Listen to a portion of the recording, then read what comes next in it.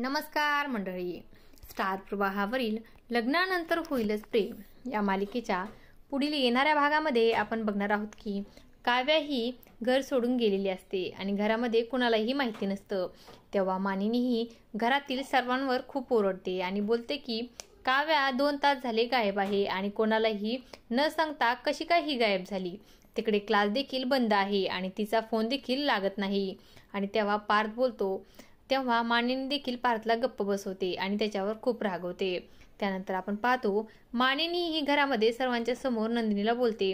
नंदिनी, तू तरी अशी अचानक न कोणाला सांगता घर सोडून जाशील का? तेव्हा नंदिनी ही जीवाकडे पाहत बोलते, जेव्हा मला जायचं असेल तेव्हा मी सर्वांना स्पष्ट सांगून जाणार आहे. आणि तेव्हा जीवा हा आपली नजर चुकवू लागतो.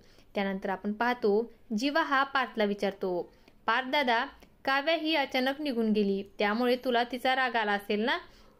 त्यावेळेस पार्थ त्याला उत्तर देतो, ज्या वेळेस एखाद्या व्यक्तीविषयी आपल्याला फिलिंग्स वाटायला लागतात तेव्हा त्याच्या वागण्याचा त्रास होत नाही. आणि तेव्हा जीवा हा विचारामध्ये पडलेला असतो.